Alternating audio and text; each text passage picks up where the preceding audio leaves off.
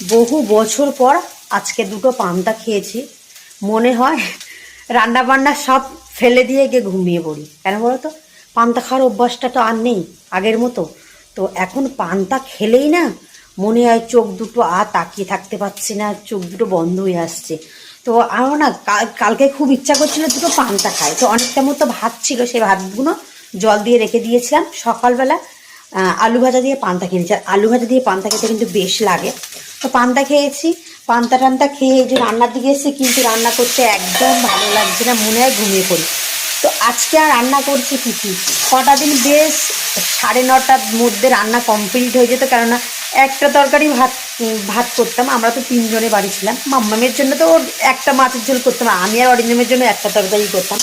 কিন্তু বাবা মা তো বাড়ি এসছে, বাবা মারা তো একটা তরকারি খাবে না। তো আজকে কী রান্না করছি তোমাদের দেখাই। এটা কি মাছ বলো তো, মাছের মাথাটা একবার দেখো, মানে 2 টুকরো করা হয়েছে। আজকে একটা শোল মাছ নিয়ে এসছে 1 কিলো 700। তো সেই শোল মাছটা ঝাল করব। শোল মাছের পিচগুলো দেখো। শোল মাছ অরিন্দম বলেছে কড়া করে ভাজতে, তো কড়া করে ভেজেছি, একটা ঝাল হবে। এটা হলো অরিন্দমের জন্য, আমরা তো খাই না, শোল মাছ খাই না। আর আম্মা আর আজকে আবার ইলিশ মাছ নিয়ে এসছে। তো এখানে ইলিশ মাছ ভাজা রেখেছি। এখানে করেছি বেগুন আর নিম বেগুন করেছি।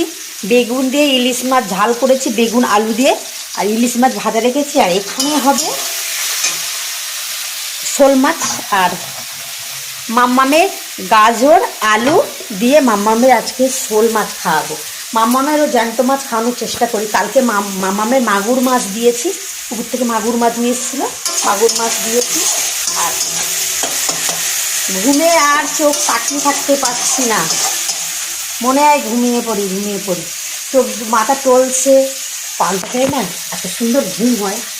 আর পান্তা খেলে না শরীরটা এত ঠান্ডা লাগে। পান্তা খাওয়ার আগে অভ্যাস ছিল, ভাবছি এবার থেকে পান্তা খাওয়াটা আমি রেগুলার কন্টিনিউ করব।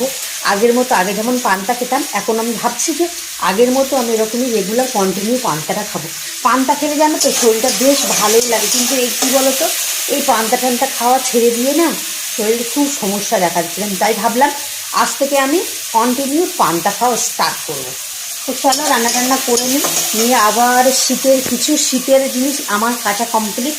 আমার বড় মশাইয়ের কিছু আজকে কাচবো।